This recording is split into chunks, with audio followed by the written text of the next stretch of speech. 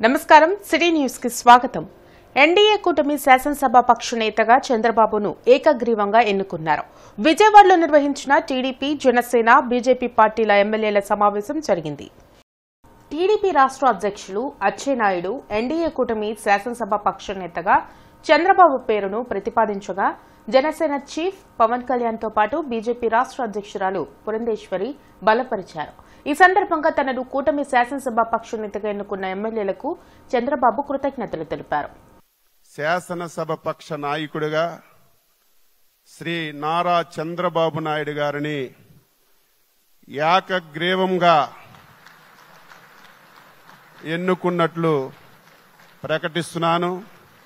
మీరందరూ కూడా మీ యొక్క హర్ష ఆమోదాన్ని తెలియజేసి తెలుగుదేశం శాసనసభ్యులందరూ నిల్చొని ఒకసారి మీరు దీన్ని ఆమోదించవలసిందిగా మీ అందరికీ సందర్భంగా కోరుతున్నాను.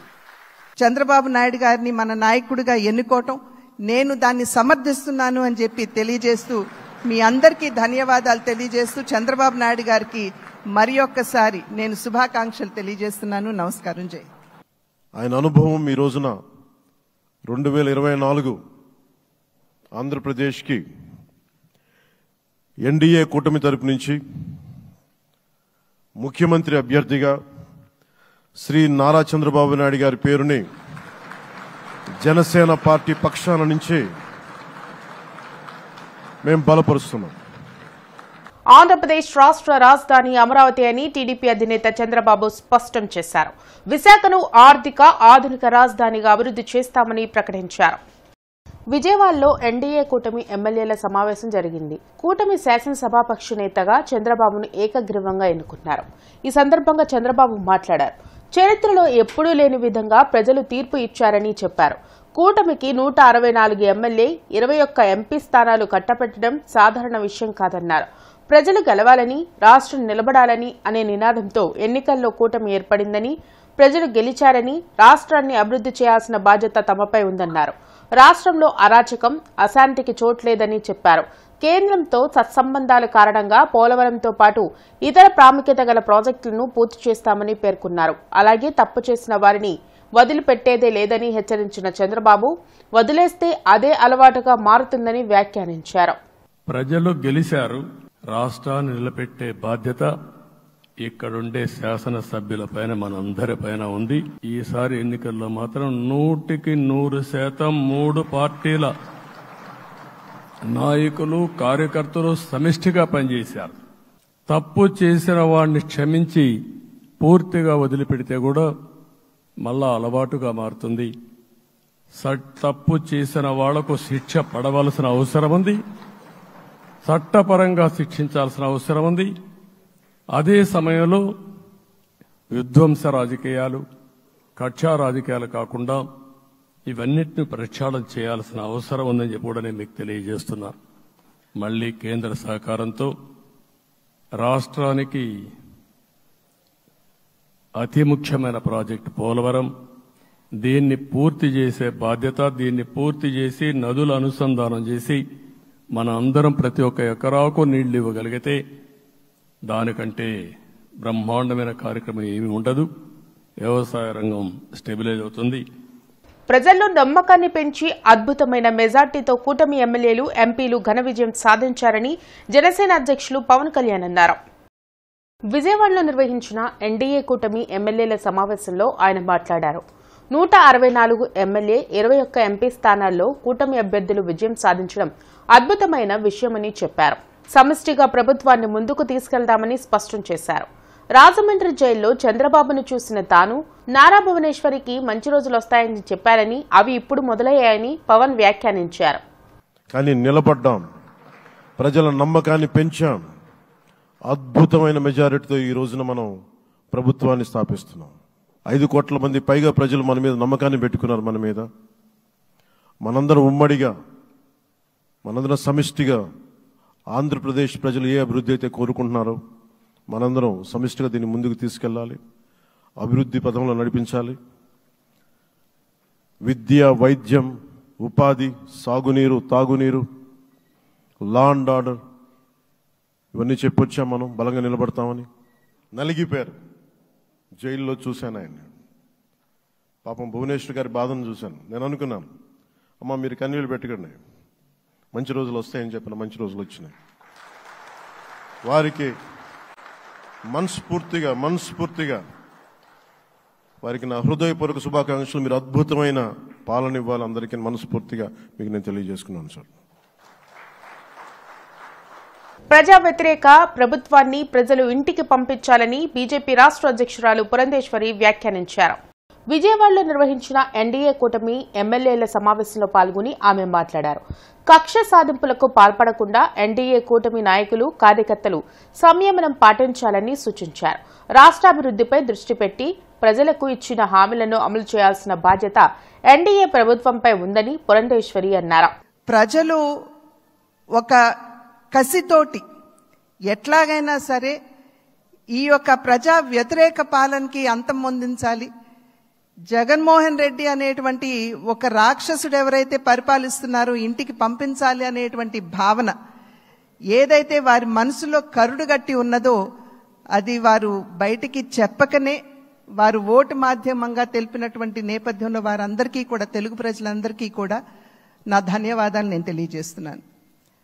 ఈ మూడు పార్టీల యొక్క కలయిక నిజంగా ఒకంత ఆలస్యమైనా కూడా ఇది రాష్ట్రానికి చాలా అవసరమైనటువంటి కలయిక అని చెప్పి నేను భావిస్తున్నాను. కక్షపూరితంగా ముందుకు వెళ్లకుండా మనం కూడా మన కార్యకర్తలకి తెలియజేస్తూ మనం సంయమనాన్ని పాటించడం మాత్రమే కాకుండా మన కార్యకర్తలు కూడా మనం సమయాన్ని పాటించవలసినటువంటి ఆవశ్యకతని వారందరికీ తెలియజేయవలసినటువంటి బాధ్యత మన మీద ఉన్నది అని చెప్పి తెలియజేస్తూ రాష్ట్రంలో కూటమి అధికారంలోకి రావడంతో టీడీపీ శ్రేణులు సంబరాలు జరుపుకుంటున్నాయి. రాష్ట్ర ముఖ్యమంత్రిగా చంద్రబాబు ప్రమాణ స్వీకారం చేయనున్న నేపథ్యంలో సాయిబాబా రోడ్లోని ఎన్టీఆర్ విగ్రహం వద్ద టీడీపీ నాయకులు 111 కొబ్బరికాయలు కొట్టి నివాళులర్పించారు. టీడీపీ దివ్యాంగుల విభాగం ఆధ్వర్యంలో జరిగిన కార్యక్రమంలో కేక్ కట్ చేసి శుభాకాంక్షలు తెలిపారు. టీడీపీ ప్రభుత్వంతోనే రాష్ట్ర అభివృద్ది సాధ్యమని నమ్మిన ప్రజలు కూటమికి చారిత్రాత్మక విజయాన్ని ఇచ్చారన్నారు. కూటమి అభ్యర్థుల విజయానికి దివ్యాంగులు తమ వంతు కృషి చేశారన్నారు. కార్యక్రమంలో టీడీపీ నాయకులు కసుకుర్తి హనుమంతరావు, కార్పొరేటర్ బాబు, మహిళా నాయకులు పాల్గొన్నారు. ఆంధ్రప్రదేశ్ ముఖ్యమంత్రి 4వసారి నారా చంద్రబాబు నాయుడు గారు అయిన సందర్భంగా రాష్ట్ర చరిత్రలో దివ్యాంగులు కూడా మేము సైతం బాబు గారికి, మోడీ గారికి, జనసేన పవన్ కళ్యాణ్ గారికి అండగా ఉన్నామని తెలియజేయడం చాలా సుపరిణామం. ఈ కార్యక్రమంలో గుంటూరు పశ్చిమ నియోజకవర్గ ఇన్ఛార్జి, జోన్ 5 ఇన్ఛార్జి కొవిలిముడి నాని గారు ఈ కార్యక్రమానికి వచ్చేయడం జరిగింది. ప్రప్రదంగా గుంటూరు పట్టణంలోని అనేక మంది దివ్యాంగులు ఈ కార్యక్రమంలో పాల్గొని బ్రహ్మాండంగా స్వర్గీయ అన్న నందమూరి తారక రామారావు గారికి నివాళులు అర్పించి కొబ్బరికాయ కొట్టడం జరిగింది. వారు గత ఎన్నికల్లో కూడా దివ్యాంగుల అని లెక్క చేయకుండా ఎన్డీఏ కూటమి విజయం సాధించడానికి చాలా ప్రచారం చేశారు, చాలా కార్యక్రమాలు చేశారు. వారు అందరికీ కూడా ఈ కాలంలో, భవిష్యత్ కాలంలో 2024 నుంచి 29 కాలంలో కూడా వారి అందరికీ కూడా తగు న్యాయం జరుగుతుందని చెప్పి, వారు చేసిన ప్రయత్నాలు ఏమి వృధా పోవని చెప్పి వారందరికీ కూడా తెలుగుదేశం పార్టీ అండగా ఉంటుందని చెప్పి ఈ సందర్భంగా తెలియజేసుకున్నారు. యూటీఎఫ్ మధ్యంతర కౌన్సిల్ సమావేశం బ్రాడీపేటలో జరిగింది. యూటీఎఫ్ మధ్యంతర సమావేశంలో రాష్ట్ర అధ్యక్షులు వెంకటేశ్వర్లు మాట్లాడుతూ ఎన్నికల సందర్భంగా జీవో నంబర్ 115ను రద్దు చేస్తామని ఇచ్చిన హామీని అమలు చేయాలని కోరారు. జీవో నంబర్ 117తో పాఠశాలలు నిర్వీర్యమైపోవడమే కాకుండా నాణ్యమైన విద్యకు విద్యార్థుల దూరమయ్యే పరిస్థితి ఏర్పడుతుందన్నారు. జీవో నంబర్ 117 రద్దుకు కొత్త ప్రభుత్వం కృషి చేయాలన్నారు. మెగా డిఎస్సీ విడుదల చేస్తామని చెప్పిన ప్రభుత్వం ఇచ్చిన హామీని అమలు చేసే దిశగా కృషి చేయాలని కోరారు. అలాగే ఎన్నికల సందర్భంగా ఏదైతే ఈ ప్రభుత్వం జీవో నెంబర్ 117ని రద్దు చేస్తానని ఇచ్చినటువంటి హామీ ఉందో దాన్ని నెరవేర్చాలని చెప్పి రాష్ట్ర ప్రభుత్వాన్ని కోరుతా ఉన్నాం. ప్రధానంగా గత విద్యా సంవత్సరంలో జీవో నెంబర్ 117ని గత ప్రభుత్వం తీసుకొచ్చే సందర్భంలో ఆంధ్రప్రదేశ్ ఐక్యోపాధ్యాయ ఫెడరేషన్ తీవ్రస్థాయిలో దాన్ని వ్యతిరేకించింది. దీనివల్ల ప్రాథమిక పాఠశాల విద్యా వ్యవస్థ మొత్తం అస్తవ్యస్తం అవుతుందని, అలాగే పాఠశాలలో ఉండేటువంటి విద్యార్థుల సంఖ్య తగ్గిపోతుందని, వాళ్ళకి నాణ్యమైన విద్య రాదు అని చెప్పినటువంటి ఆచరణలో ఈరోజు 14,200 పాఠశాలలు ఒకే ఉపాధ్యాయుడితో నడుస్తున్న పాఠశాలగా మారిపోయినాయి. 4,600 పాఠశాలలు మొత్తంలో ఇవాళ 1-2 తరగతుల పిల్లలు మాత్రమే ఉన్నటువంటి పాఠశాలలుగా మారిపోయినాయి. కొన్ని పాఠశాలలు విలీనం అయిపోవడం, ఉపాధ్యాయుల సంఖ్య కుదించబడటం, ప్రమోషన్ పేరుతో హై స్కూల్కి వెళ్ళిన ఎలిమెంటరీ పాఠశాల అస్తవ్యస్తంగా మారినటువంటి పరిస్థితి ఉంది. అందుకని ఈరోజు జీవో నెంబర్ 117ని రద్దు రద్దు చేసుకోవడం ద్వారానే ప్రభుత్వ పాఠశాలను రక్షించుకోగలం. మంగళగిరి నియోజకవర్గంలో ఉన్న వైఎస్ఆర్ హెల్త్ కేర్ సెంటర్ను తిరిగి ఎన్టీఆర్ వైద్య సేవా కేంద్రం కార్యాలయంగా మార్చారు. రాష్ట్ర తెలుగుదేశం పార్టీ కార్యనిర్వాహక కార్యదర్శి కసుకుర్తి హనుమంతరావు, తెలుగుదేశం పార్టీ గుంటూరు పార్లమెంటు వాణిజ్య విభాగం ప్రధాన కార్యదర్శి వాసు, తెలుగుదేశం పార్టీ నాయకులు రాజా వెంకటాద్రి, తెలుగుదేశం పార్టీ నాయకుడు సురేష్ బాబు కొలసాని, రాష్ట్ర తెలుగు యువత హేమంత్, కోటేశ్వరరావు తదితరులు ఈ కార్యక్రమంలో పాల్గొన్నారు. Down down down Jaganmohan Reddy, down down అవినీతి పరుడు జగన్మోహన్ రెడ్డి, డౌన్ డౌన్ దోపిడీదారుడు జగన్మోహన్ రెడ్డి. జోహార్ అన్న ఎన్టీఆర్, జోహార్ అన్న ఎన్టీఆర్, జోహార్ అన్న ఎన్టీఆర్, జోహార్ అన్న ఎన్టీఆర్, జోహార్ అన్న ఎన్టీఆర్.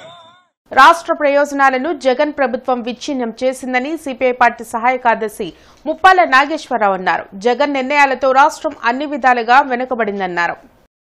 కొత్తపేట సిపిఐ పార్టీ కార్యాలయంలో ముప్పాల నాగేశ్వరరావు మీడియాతో మాట్లాడుతూ కేంద్రం రాష్ట్రంలో బాధ్యతలు చేపట్టిన శాసనసభ, పార్లమెంట్ సభ్యులకు అభినందనలు తెలిపారు. ఎన్నికల్లో ఎన్నికైన ఎంపీలు, ఎమ్మెల్యేలు రాష్ట్ర అభివృద్ధికి కృషి చేయాలని, హ్యాట్రిక్ కొడతానన్న మోడీ కలలు కలలుగానే మిగిలాయన్నారు. జగన్ స్వయంకృత అపరాధంతోనే ఎన్నికల్లో ఓడిపోయారని, అమరావతిని విచ్ఛిన్నం చేసిన రోజునే జగన్ పతనం మొదలైందన్నారు.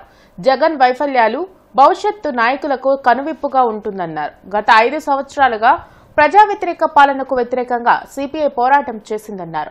రానున్న రోజుల్లో రాష్ట్ర అభివృద్ధికి తమ వంతు కృషి చేస్తామన్నారు. ఆర్థికంగా చితికిన రైతులందరికీ కౌలు చెల్లించేలా కొత్త ప్రభుత్వం నిర్ణయం తీసుకోవాలని కోరారు. ఈ రాష్ట్ర పురోభివృద్ధికి మా వంతు మేము కృషి చేస్తామని, అమరావతి రైతులకి 2 సంవత్సరాలుగా సుమారు 380 కోట్ల కౌలు బకాయిలు పెట్టిన కసాయి గత ప్రభుత్వ దుర్మార్గం నుండి ఆర్థికంగా చితికిన రైతులందరికీ తక్షణం రాష్ట్ర ముఖ్యమంత్రి పదవి బాధ్యతలు చేపట్టిన తర్వాత 1, 2, 3 అంశాల్లో ఈ కౌలు చెల్లించే విధంగా చంద్రబాబు నాయుడు గారు, పవన్ కళ్యాణ్ గారి ఈ కూటమి ప్రభుత్వం నిర్ణయం తీసుకుంటుందని చెప్పి ఇప్పుడు కేంద్రంలో కీలకమైనటువంటి పాత్ర ఏపీ అలాగే బీహార్ నితీష్ కుమార్ ఇద్దరు పోషిస్తూ ఉన్నారు. ఇప్పుడైనా ఏపీకి ప్రత్యేక తరగతి హోదా, విభజన హామీలు, అమరావతి రాజధానికి కావలసినటువంటి నిధులు, అట్లాగే విశాఖలో రైల్వే జోను, కడపలో స్టీల్ ఫ్యాక్టరీ, ఇవన్నీ సాధించడానికి చంద్రబాబు నాయుడు గారు మోడీ గారితో మాట్లాడి తగినటువంటి పద్ధతుల్లో స్వరూపానంద స్వామిని చూసి ఊసరవెల్లి కూడా సిగ్గుపడుతుందని బ్రాహ్మణ చైతన్య వేదిక రాష్ట్ర అధ్యక్షుడు సిరిపురపు శ్రీధర్ శర్మ మండిపడ్డారు. గుంటూరులో సిరిపురపు శ్రీధర్ శర్మ మాట్లాడుతూ జగన్ అండతో ఆయన కబ్జా చేసిన భూముల్ని కొత్త ప్రభుత్వం స్వాధీనం చేసుకోవాలని డిమాండ్ చేశారు. ప్రభుత్వాన్ని, కొత్తగా ఏర్పడిన ప్రభుత్వాన్ని ఒకటే డిమాండ్ చేస్తున్నాం. ఈ నకిలీ స్వామీజీ చేసిన భూ కబ్జాలు, భూ భాగవతాన్ని సిట్టింగ్ జడ్జితో విచారణ జరిపి కేసులు పెట్టి స్వామీజీని తక్షణమే అరెస్ట్ చేయాల్సిందిగా కోరుతున్నాం. గత 2 సంవత్సరాలుగా గుంటూరు మున్సిపల్ కార్పొరేషన్లోని టౌన్ ప్లానింగ్ విభాగం అధికారులు అరాచకాలు, అక్రమాలకు పాల్పడుతూ బిల్డర్లు, లైసెన్స్డ్ ఇంజనీర్లను తీవ్ర ఇబ్బందులకు గురి చేస్తున్నారని క్రెడాయ్, నరెట్కో, లీ, గుంటూరు అసోసియేషన్ల నాయకులు ఆరోపించారు. బృందాను గార్డెన్స్ లో క్రెడాయ్, నరెట్కో, లీ, గుంటూరు అసోసియేషన్ నాయకులు మీడియాతో మాట్లాడుతూ భవన నిర్మాణం సమయంలో అనుమతులు ఇచ్చే విషయంలో అధికారులు ఉద్దేశ్యపూర్వకంగా జాప్యం చేస్తున్నట్లు తెలిపారు.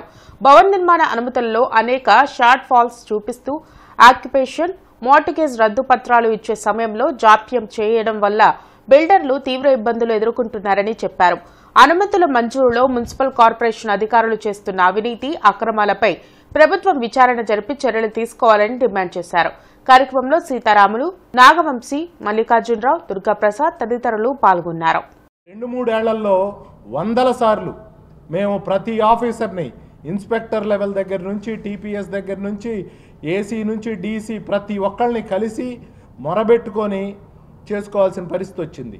మేము బిల్డింగ్ ఎంత కష్టపడి కడుతున్నామో పర్మిషన్స్ ఆక్యుపెన్సీ తెచ్చుకోవటానికి అంతకన్నా పెద్ద నరకయాతన అయిందండి. దీనివల్ల మన గవర్నమెంట్కి మున్సిపాలిటీకి కూడా ఫీజుల రూపేణా ఎంతో నష్టం జరుగుతూ ఉంది. వీటన్నిటినీ తగు విచారణ జరిపించి సిఐడికి, విజిలెన్స్కి, ఏసీబీకి 3 డిపార్ట్మెంట్స్కి ప్లస్ డిటిసిపికి మేము రిప్రజెంటేషన్స్ ఇస్తున్నామండి.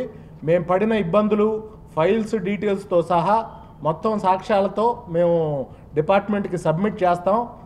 వాటికి తగు విచారణ జరిపించి మాకు న్యాయం చేయవలసిందిగా కోరుతున్నాం.